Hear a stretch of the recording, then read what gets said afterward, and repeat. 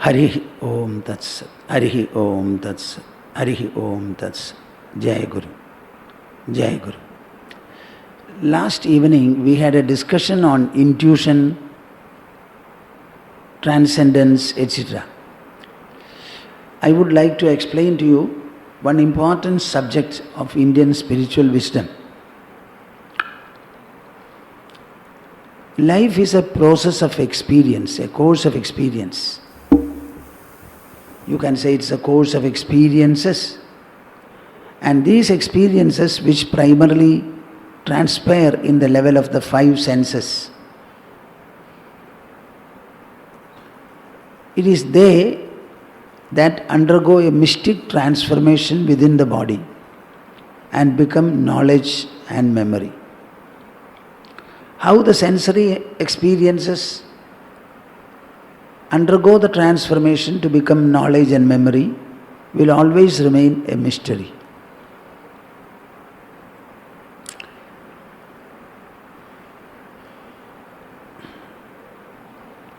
Experience and knowledge are mutually related, you can say, also dependent.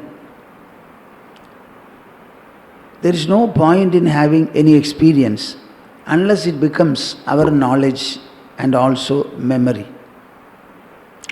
Whatever is not remaining as knowledge and memory, I don't think we have any connection with it. Suppose you came to the ashram, spent 3-4 days and you went away. If the actual experience of having come here and stayed for 3 days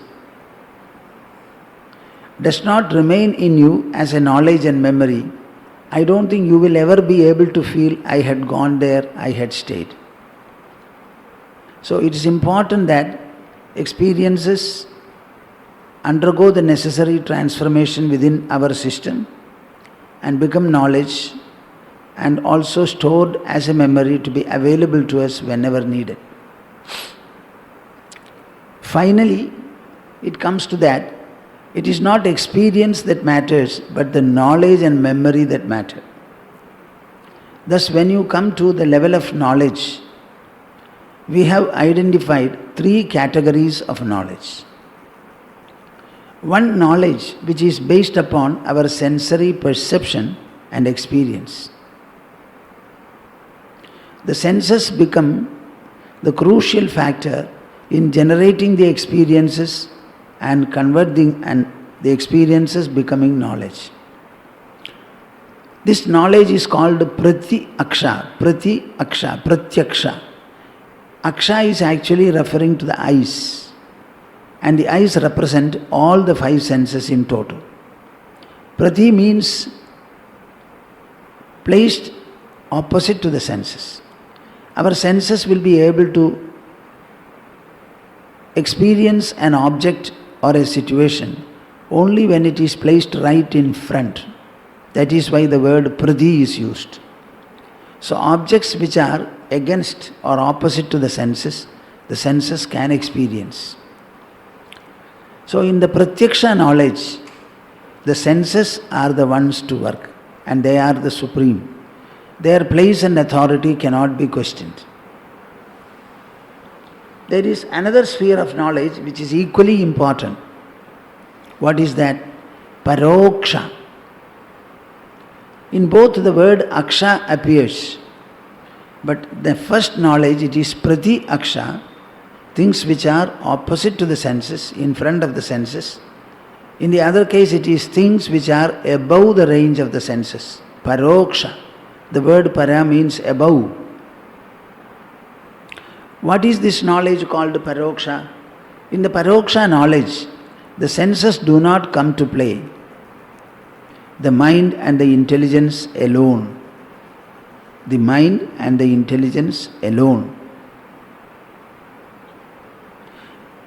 There are instances when we close our eyes and we don't interact with the world. Even then our mind thinks, our intelligence inquires and tries to know.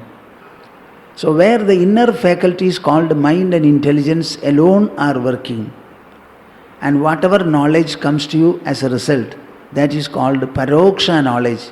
In English you can call it inferential knowledge. One is direct observation, another is inferences made on the basis of these observations. To make the inference, you must have some data. The data are provided by the senses. So how do you understand them now? In the pratyaksha knowledge, the senses are functioning. In the paroksha knowledge, senses do not, but the mind and the intelligence which are invisible inside the body, they are functioning. There is a third category of knowledge called aparoksha knowledge. That is where the Indian thinkers excelled. It is their distinct contribution. Aparoksha, aparoksha. Whenever you prefix a to a word, it generally means the opposite of what it otherwise means. Say, alpa means a small quantity. Analpa means the opposite of it. Shubha, ashubha, mangala, amangala. So in aparoksha knowledge, even the paroksha factors are not employed. What are the paroksha factors? The invisible mind and the intelligence. Can there be a knowledge when the mind and the intelligence do not function, and yet you can have a knowledge if you ask, yes, yes, yes. Now this is what happens for 6 or 7 hours of your sleep. When you are sleeping, the mind is not functional. Senses, of course, not. Then the intelligence also does not function. In fact, the distinction of sleep is that I slept. I slept. How? I did not sleep with anything or anybody. I slept myself. Were you conscious of the body? No. Were you conscious of the mind? No. Were you conscious of the intelligence? No. Were you conscious of your ego? No. I alone was, and everything else was away from me. This is the description of sleep. But nevertheless, after you get up, you say, I slept. You are not able to say, I am sleeping, but you will always say, I slept. Who or what in you gave you the experience of having slept? Because the pratyaksha factors, the senses, the paroksha factors, the mind and intelligence, both of them were not functional, you were unconscious of them. Yet the sleep knowledge came to you. What is that knowledge? How was it brought about? So that is what you call a transcendental or aparoksha knowledge.